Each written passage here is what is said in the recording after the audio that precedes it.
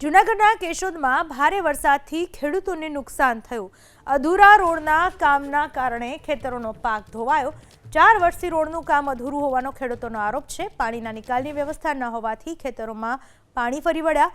નુકસાનીનો સર્વે કરી વળતર ચૂકવવા માટે ખેડૂતોની માંગ। રોડનું કામ પૂર્ણ કરી કાયમી પાણીની નિકાલ કરવાની માંગ કરવામાં આવી।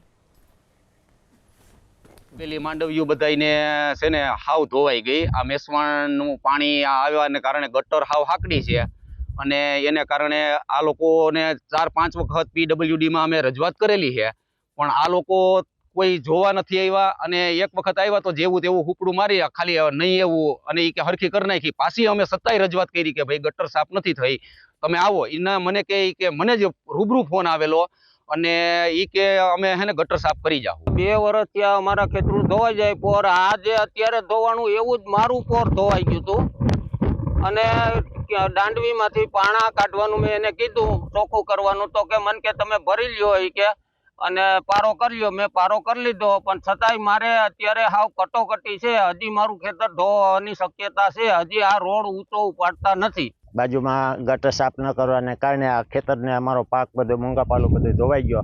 તંત્રની બેદરકારી। 4 વર્ષથી આ રોડ બનતો નથી અને કોઈને શું કરે છે, ગટર સાફ કરતા નથી। આ બીજી વખત બધા છેડા પારા ધોવાઈ ગયા। દર વર્ષે હું ટ્રેક્ટર મોડે ભરતી કરવી, બધી ધોવાઈ ગઈ છે। હવે આ કેદી કરવાના છે?